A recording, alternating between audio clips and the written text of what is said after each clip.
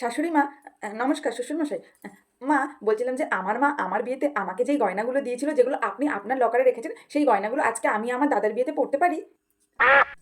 শাশুড়ি মা, বলছি আজকে আমার ১ বছর অ্যানিভার্সারি কমপ্লিট হলো। তো আপনি যদি অনুমতি দেন তাহলে আমি আমার বর, না, না, না, সরি, আপনার ছেলের সাথে ১ ঘন্টার জন্য ঘুরতে যেতে পারি? আপনি চিন্তা করবেন না, আমি একদম বেশি কথা বলব না। শাশুড়ি মা, নমস্কার শ্বশুরমশাই। মা, বলছিলাম কি যে আমার খুব জোরসে বাথরুম পেয়েছে। যদি আপনি অনুমতি দেন তাহলে আমি একটু করে আসি? শাশুড়ি মা, ও নমস্কার শ্বশুরমশাই। আসলে আপনি এত কোণে বসে থাকেন না, আমি আপনাকে দেখতেই পাই না।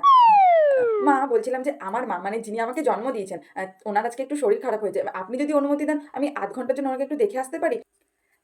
শাশুড়ি মা, বলছিলাম যে আপনি তো অনেকদিন ধরেই নাতি-নাতি করছেন। তো যদি আপনি অনুমতি দেন তাহলে আমি আমার বরের সাথে কিছুটা সময় কাটাতে পারি আপনাকে নাতি উপহার দেওয়ার জন্য? শাশুড়ি মা, নমস্কার করো। নমস্কার শ্বশুরমশাই।